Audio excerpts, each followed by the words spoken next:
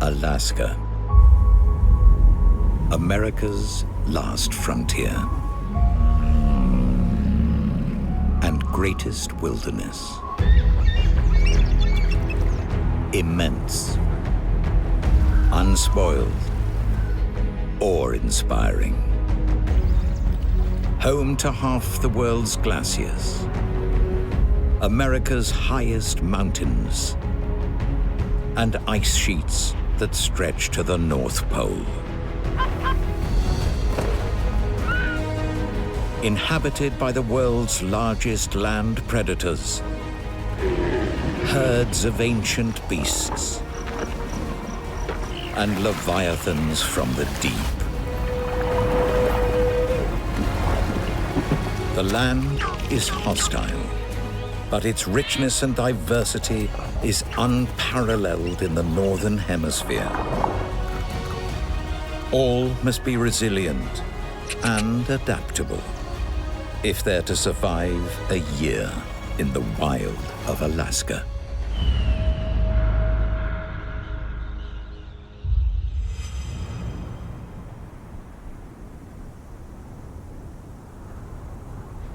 Summer has arrived. With the Northern Hemisphere tilted towards the sun, days are long, the air is warm, and snow has been banished from all but the highest peaks.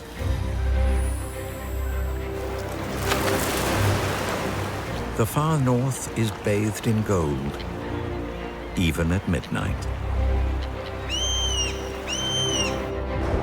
But things are about to change.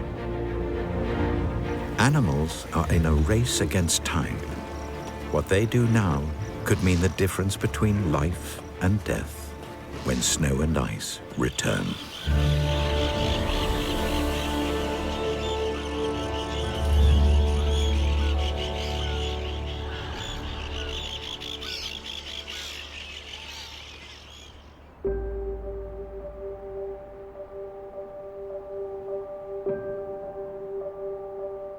The ebb and flow of the seasons is mirrored on the coast of Katmai every day. Where 3 million acres of wilderness meets the Pacific Ocean in a deep crescent known as Hallow Bay.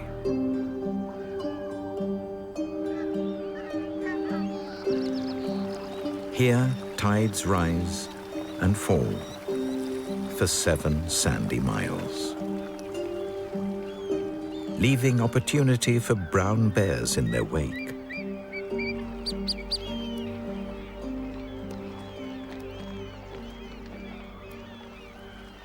It's rare for a mother bear to bring cubs so small to the bay. But she's hungry and combs the beach for food.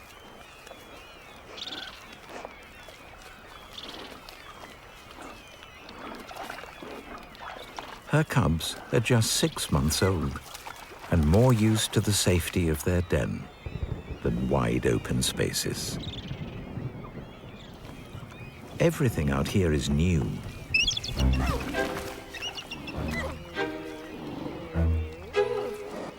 And very scary.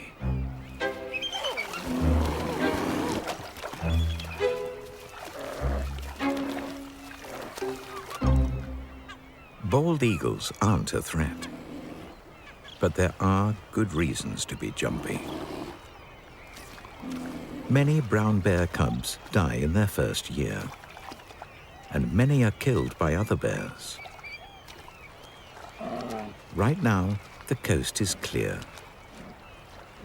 It's a chance for this female to tackle the other big cub killer, malnutrition.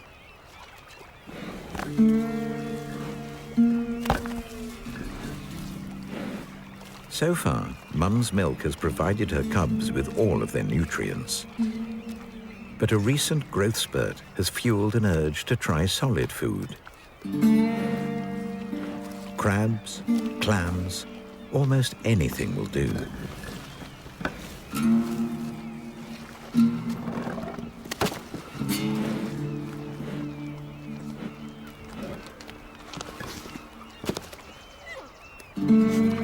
search is futile.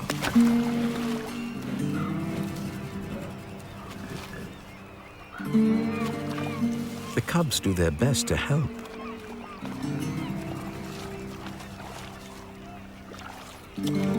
They're learning fast, but they're hungry.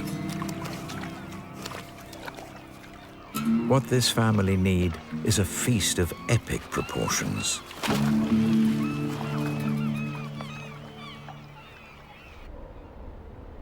And there's one heading their way.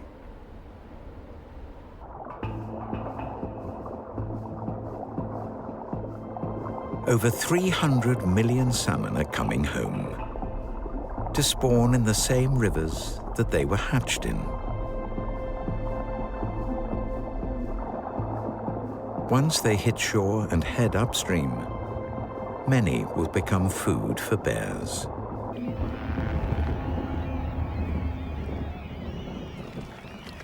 But there's no telling when they'll arrive. Until then, food is scarce, and this family will grow weaker by the day.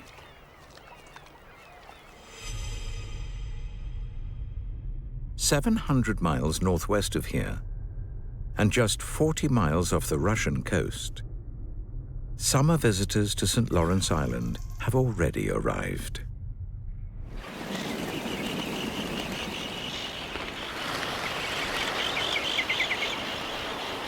Every year, over 3 million auklets nest in colonies along the coast.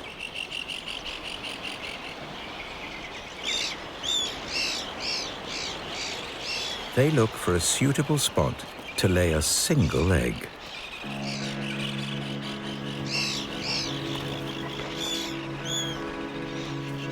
Unaware that there are predators waiting.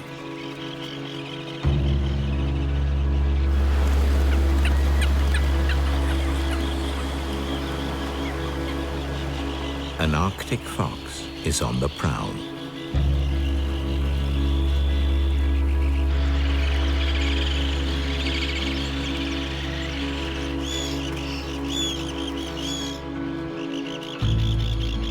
He's hungry. The auklets are just what he's been waiting for.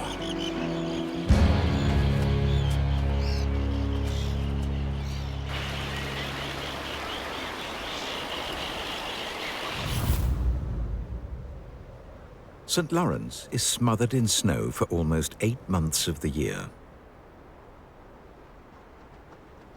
With auklets absent, food is hard to come by.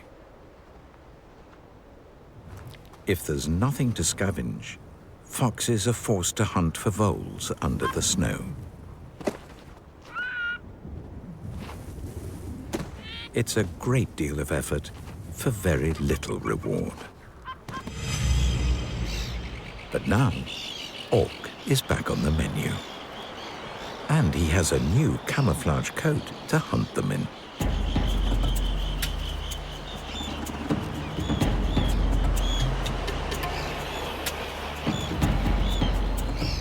Eggs are good, but an adult bird is even better.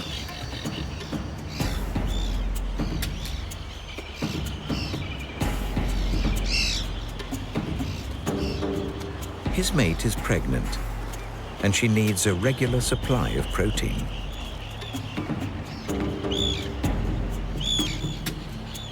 They can't rely on speed in this terrain.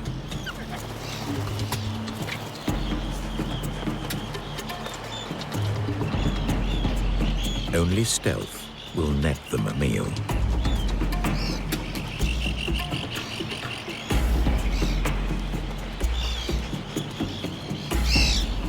But there are eyes everywhere.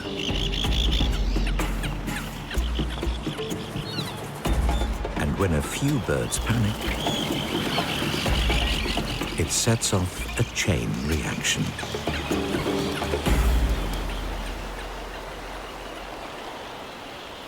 Once their chicks hatch, the auklets won't be going anywhere.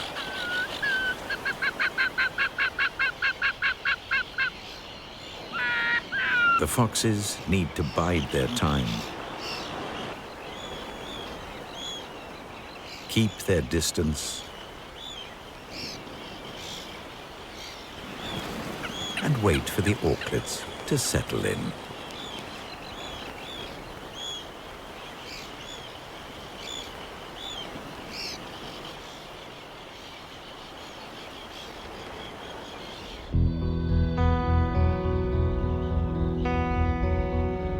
Alaska has over 500,000 square miles of wilderness. It's big enough to fit 2 Great Britons in, end to end. 1,000 miles southeast of St. Lawrence Island, on the Pacific coast of southeast Alaska, summer is in full swing.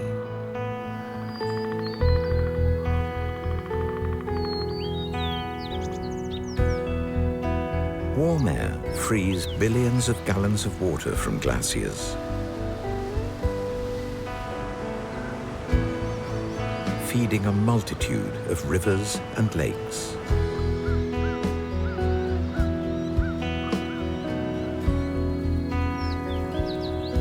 There's more wood here than in any other forest on Earth.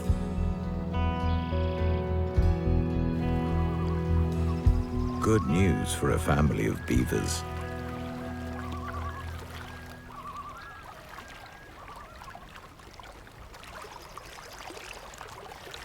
Yearlings help their parents with chores. This family has enjoyed a surplus of food all summer. But now they must prepare for lean times ahead.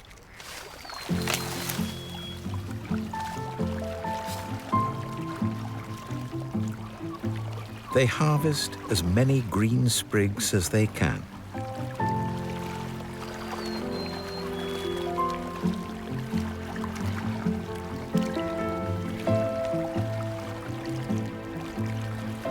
Ferry them across the pond. Dive. And store them underwater. Down here, they'll stay fresh,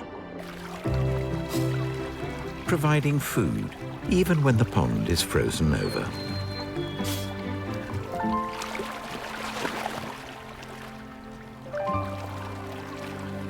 Bigger branches are used to reinforce the lodge.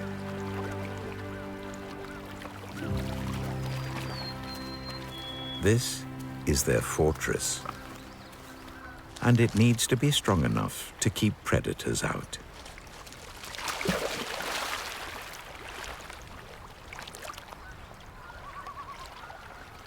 Beavers rely on deep water for safety. So to ensure there's always plenty of it, they build dams. The rush of water is like an alarm bell to a beaver. Holes must be plugged up.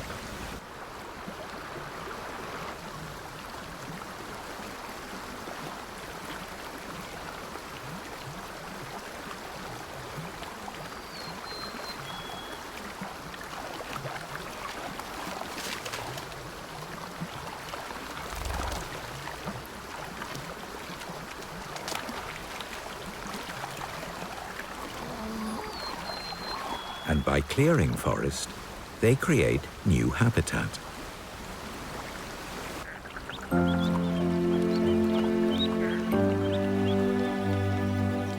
Grass grows in patches of light where trees once stood,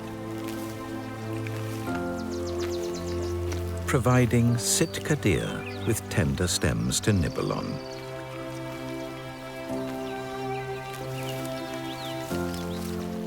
Pollarded willow put out new shoots within easy reach of a porcupine.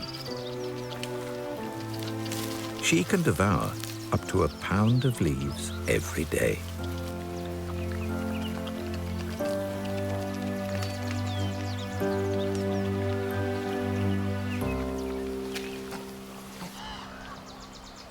But not all beneficiaries of the beaver's building work are so benign.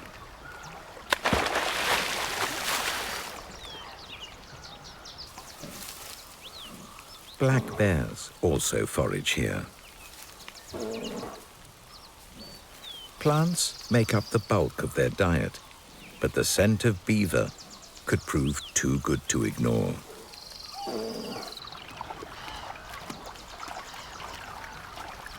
Forays onto land are unavoidable.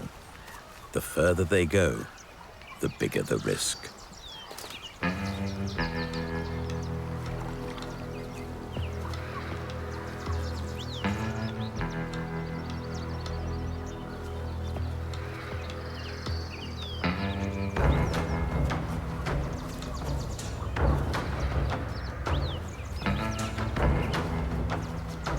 But beaver security is always on high alert.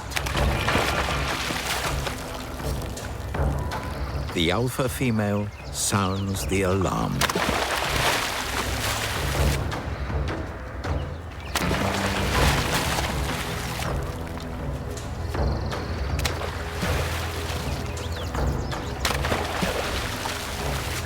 And sends every beaver within earshot bolting back to the water.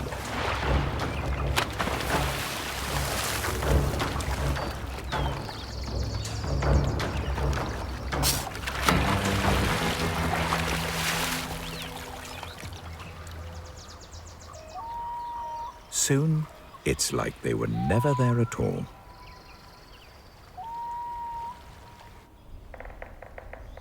Black bears prefer to eat meat, but they have plenty of other options. Unlike the bigger brown bear, they evolved in these forests. Their ancestors were consummate climbers, and it's a skill that's been handed down.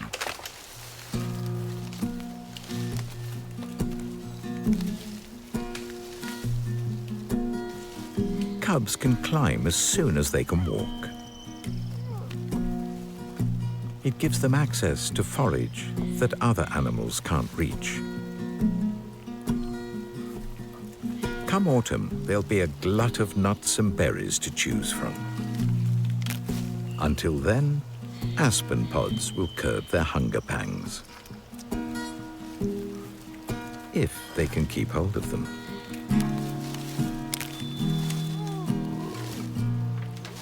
It's only a snack, but Mum knows where more emergency rations are. She'll need to make full use of this forest if her cubs are going to make it through until autumn.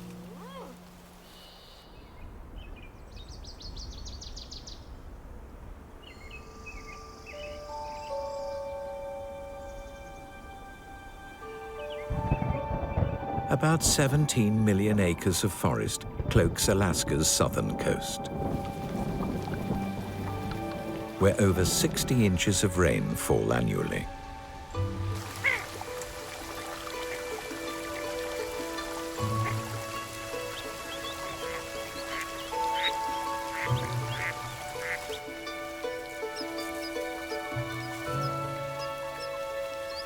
Many plants are green here all year round.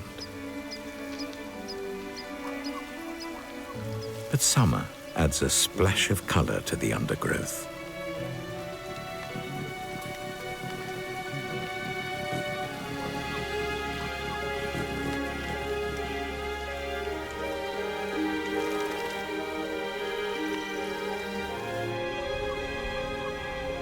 Plants take advantage of the long days and burst into bloom,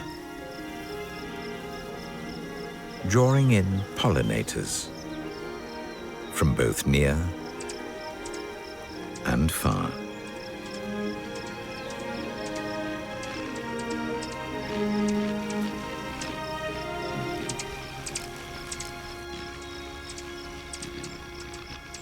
At just 3 inches long and weighing little more than a penny, this female rufous hummingbird has flown over 3,000 miles from Mexico to nest in southeast Alaska.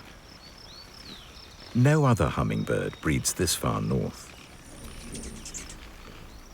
Males play no part in raising their young. She's raised this chick all on her own. Hatched from an egg the size of a jelly bean, in just 3 weeks, she's already outgrown the nest.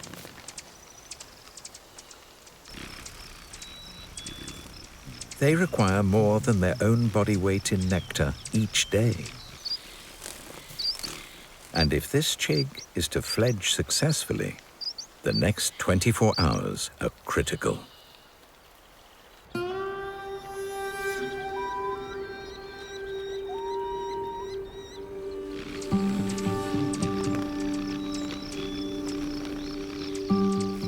They're about to embark on an epic journey, a 3,000-mile migration to their wintering grounds in Mexico.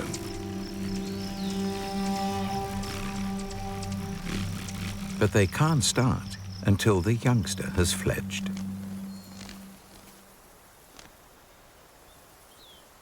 By beating her wings at up to 60 times a second, the chick warms up for her maiden flight.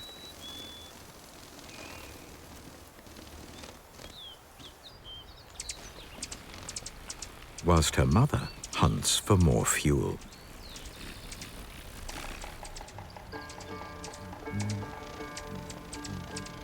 Nectar is a precious resource that other hummingbirds aren't always willing to share.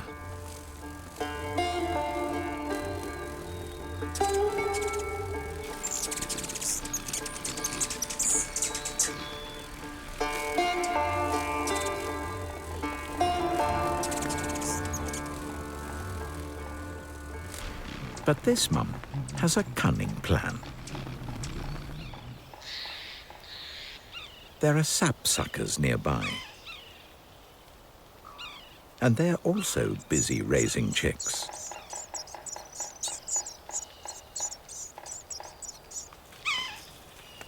Adults drill into trees to release sap, which they lap up, along with any insects stuck in it.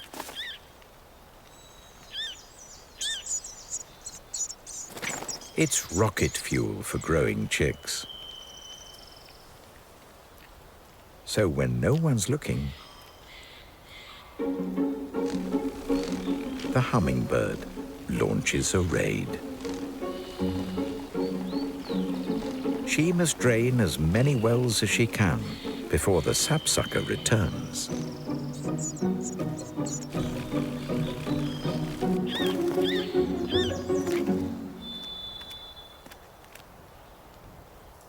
Hovering takes the youngsters a little while to master.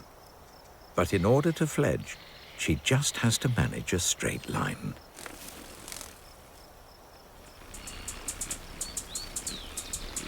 The chick has a few more weeks to strengthen her flight muscles before she flies all the way to Mexico on her own.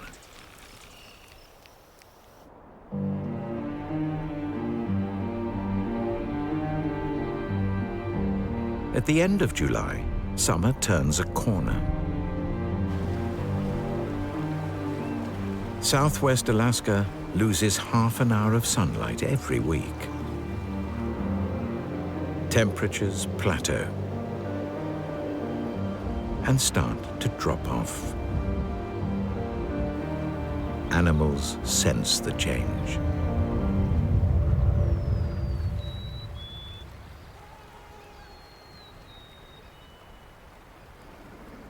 Bear cubs are born with very little fat, but they need a thick layer of it in order to survive hibernation. Their mum's milk is rich, but it's not enough on its own.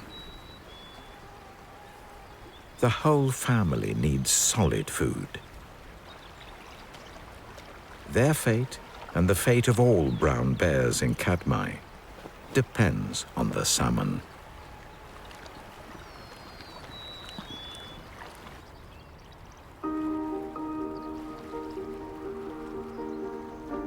Pacific salmon make one of the most incredible journeys on Earth.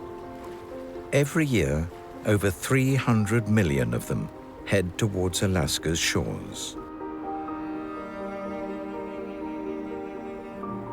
Often traveling thousands of miles to spawn in one of 12,000 wild rivers.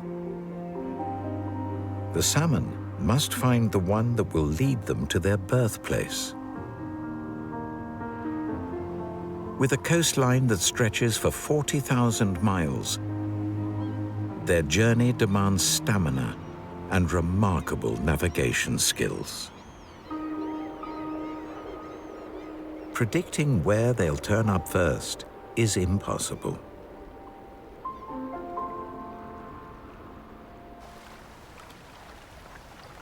All the bears can do is wait.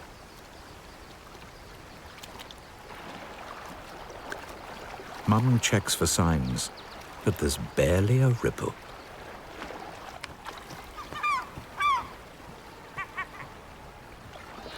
Her cubs are eager to play, but their mum has put all her spare energy into making milk.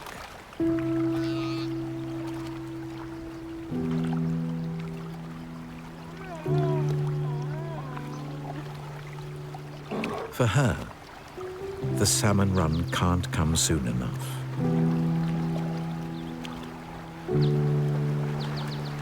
But instead, her worst nightmare arrives. A big, hungry male.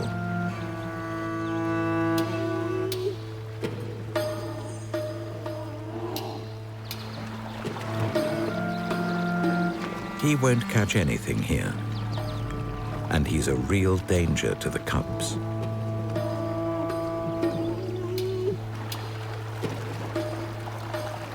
It's rare, but when males are under pressure, they can resort to cannibalism.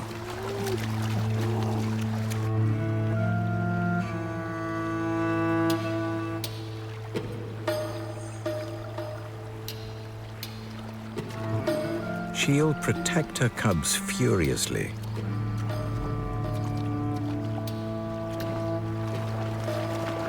But there's no fish worth fighting for here. Better to be out of sight and out of mind.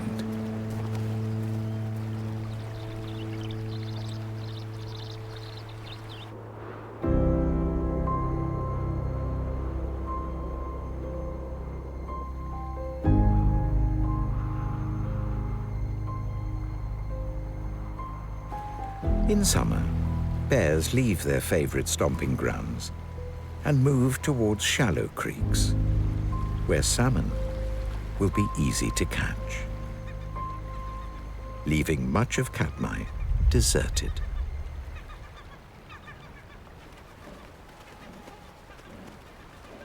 Solitude is what this mum needs. The cubs learn by copying her. She checks for danger, and so do they. There are no bears here, but she catches wind of something.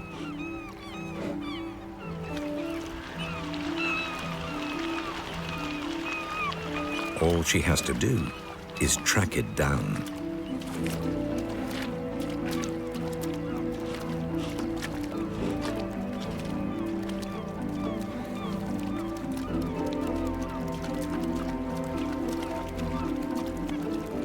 The cubs sense her excitement.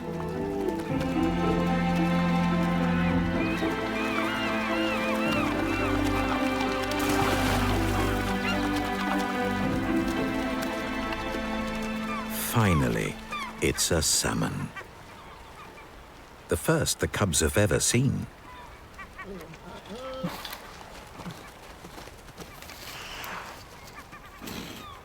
Self-preservation kicks in. Fish like this provide essential energy that bear cubs can convert into fat.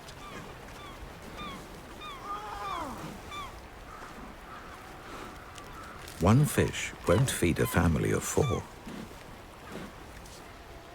But nearby, there's a sign that it could be the first of many.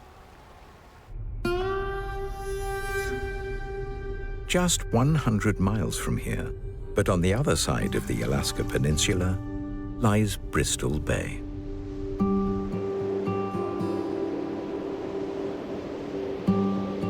Where a deadly combination of high winds and high tide has left an early run of salmon stranded.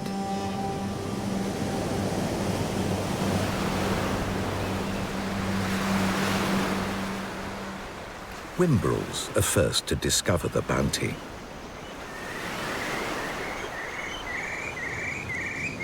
Tender fish is an easy treat for birds more used to probing the sand for crustaceans.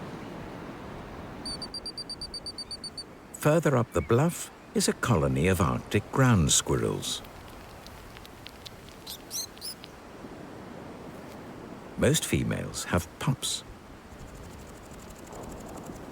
They're over 6 weeks old, fully weaned, and can't rely on mum for food anymore. But they must double their weight, or they won't survive hibernation.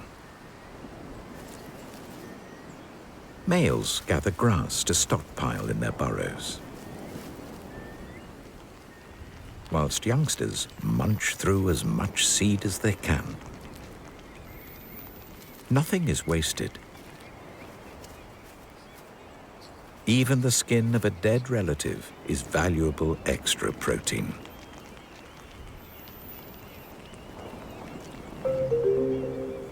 They don't like to wander too far from their bolt holes, but they can smell fish in the air. It's an opportunity too good to miss.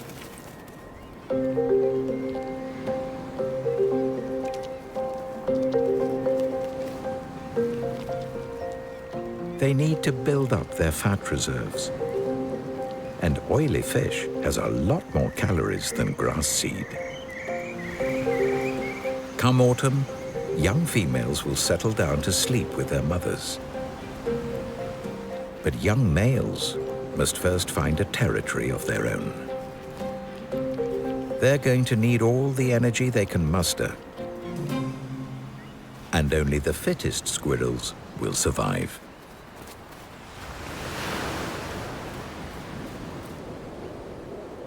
Whilst a twist of fate has landed the squirrels with a welcome feast, it's nothing compared to what's just arrived over 800 miles away on the other side of the Gulf.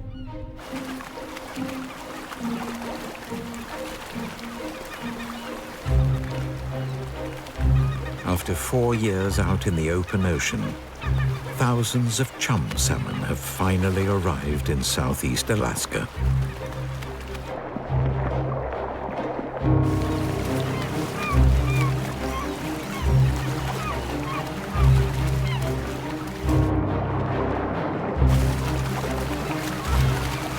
Nothing will stop them now.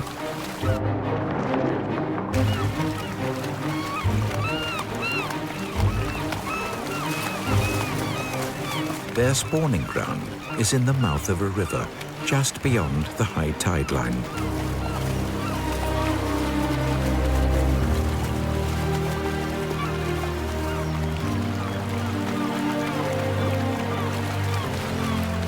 They don't waste any time. Each female makes a small pit in the gravel.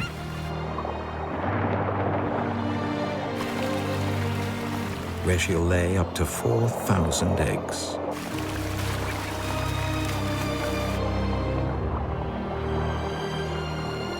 Once they've been fertilized,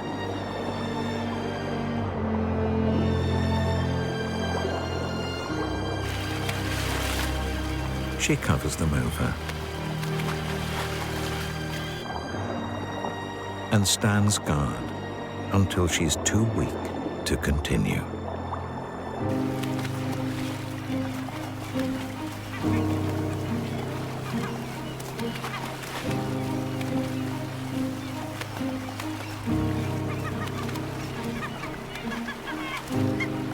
A voyage that's all about life ends in the death of the salmon.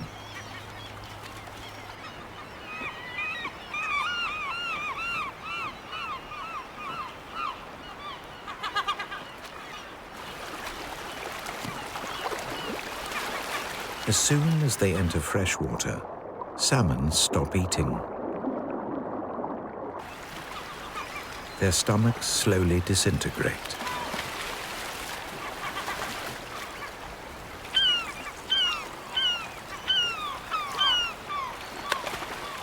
And they finally succumb to the inevitable.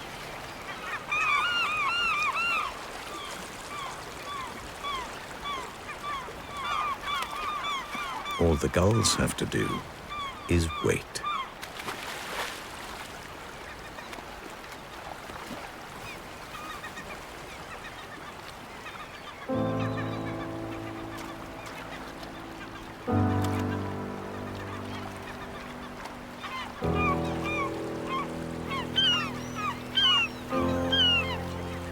Whilst the journey is over for some travelers,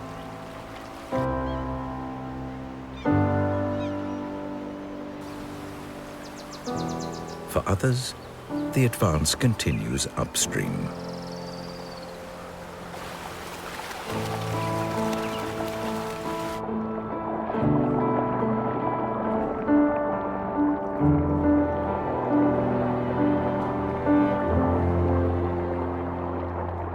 Pink salmon spawn further inland, driven by an irresistible urge to reach their spawning grounds.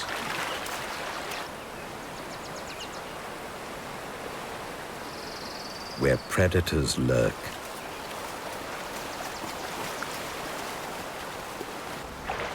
ready to pounce.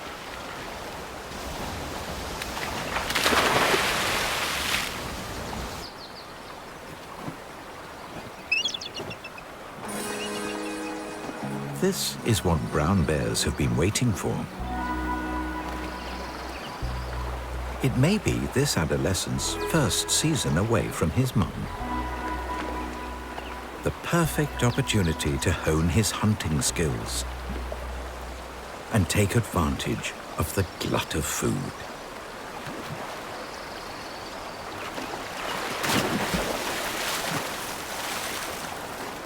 But his lack of experience quickly shows.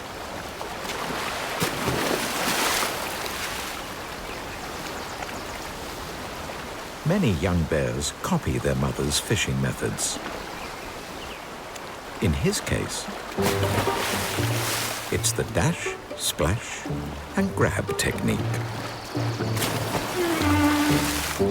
It's one he's yet to master.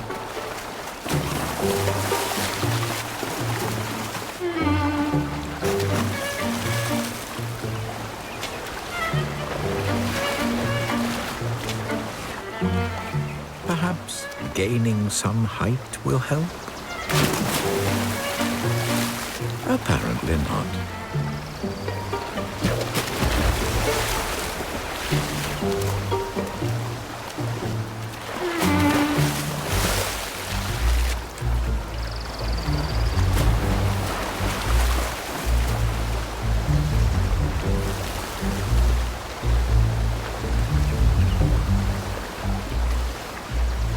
The snorkeling method is another way to catch a salmon,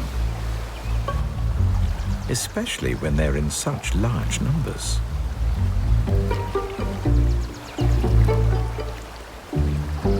But seeing them is one thing. Catching them is another. The deep water isn't helping.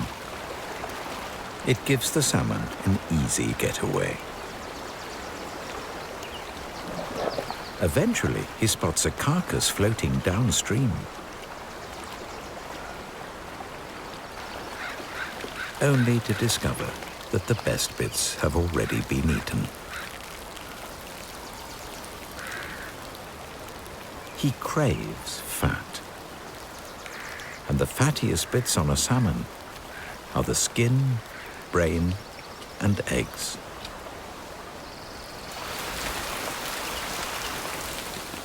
With so much food about, anything substandard is quickly rejected.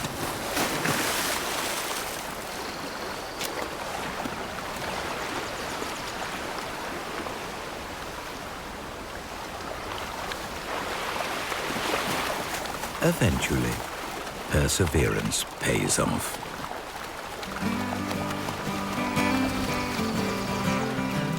And he nets himself a large female pink salmon.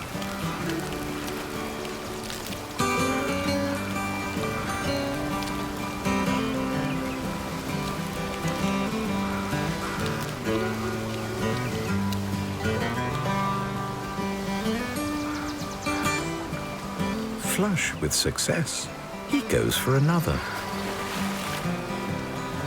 and almost loses the first.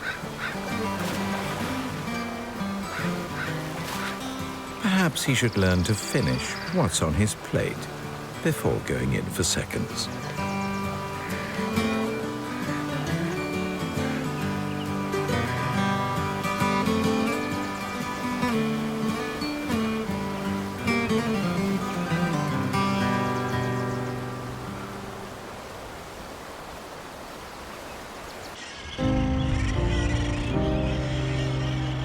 Summer arrived with the orcs and filled Alaska with light, warmth, and improving prospects. It was a season rife with possibilities,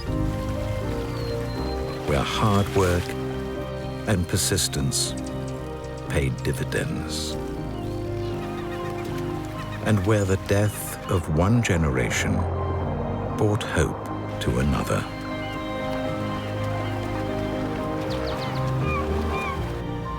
But now, change is in the air.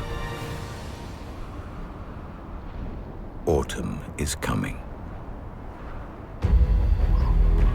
Next time, the salmon season goes into overdrive,